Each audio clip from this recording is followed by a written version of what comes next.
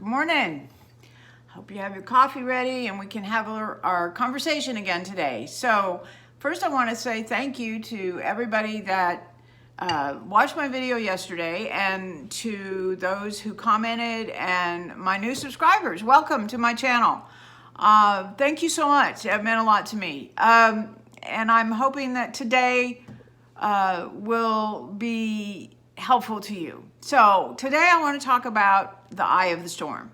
How to find, or not how to necessarily, I just want to talk about the eye of the storm and what that means for us, for you, in the midst of chaos and healing. So it's a very relevant topic for me today because I live in Santa Fe, Texas, and which is just southeast of Houston. And we are literally in the path, potentially, of not just one, but two major storm systems. One made landfall in Louisiana yesterday, and the other one is on its way. And we still don't know for sure how much impact we're going to have from the second storm. The first storm, it looks like it's going to be minimal. But after having gone through Harvey 3 years ago, the potential of another major storm coming through is rather daunting to me. And so as I thought about what I wanted to talk about today, talking about the eye of the storm seemed really relevant. So what do I mean by that? Well, you know, the eye of a storm is every hurricane has an eye. And the eye is perfectly calm and peaceful. There's no wind, there's no rain. It's just in the very center, and the storm goes around it. And literally, because of the force, everything is pushed away. So what does that have to do with healing? Well, for me, healing was like a gigantic hurricane, probably category 10 or 12, which there is no such thing, but that's what it felt like. It felt like everything was coming against me, and I could not make a distinction of how to separate anything of it out, and it was so difficult for me to find peace. But there is an eye in your storm, and that eye is Jesus Christ. And he is the center. There's a story in the Bible about Jesus tells his disciples, let's get in the boat and go to the other side of the lake, because he needed a break, he needed rest. And so they all get into the boat, and this huge storm comes up. And Jesus is asleep under the deck, below deck, and he's very peaceful and calm and sleeping through the whole thing. And the disciples wake him up, and they're like, oh my gosh, we're gonna die, please do something. And he calms the sea, and he goes back to sleep after he chastises them a little bit for not having faith. But he knew that he was the eye of the storm. He knew that he could calm it, and he knew that they were going to get to the other side, because he did not say, let's go to the middle of the lake and drown in this huge storm. He said, let's go to the other side. So he knew he was going to get there.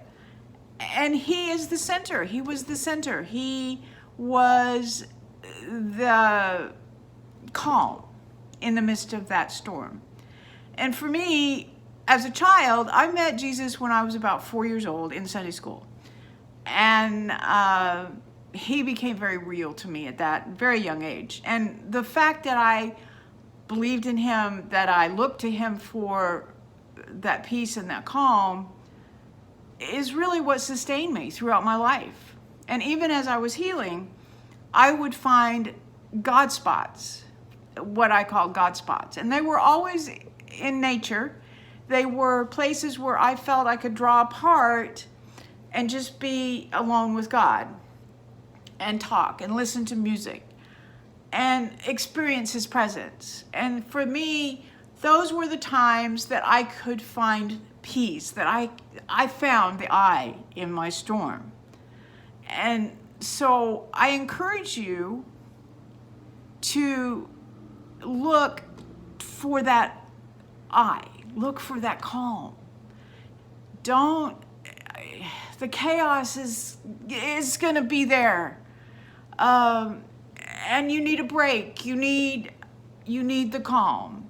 So turn your eyes towards that center, that middle, that peacefulness. And you can do that in a really simple way. You can just close your eyes and you can imagine that he's right there.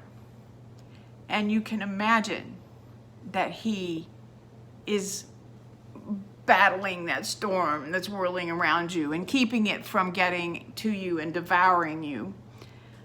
And for that moment, you are in the eye of the storm. And that then allows you to endure the storms that are yet to come.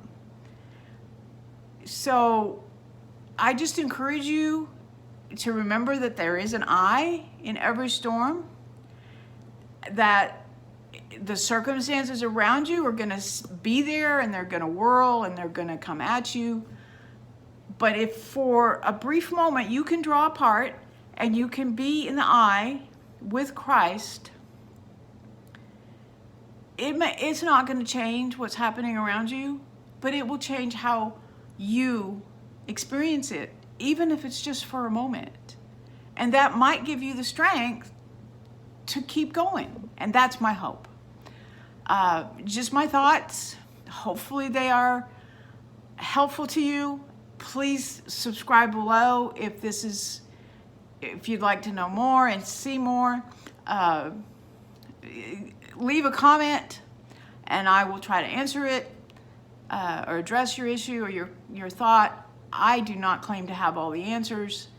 I'm sharing what works for me. I'm sharing from my heart and my experience. And I hope that it provides you some peace and comfort.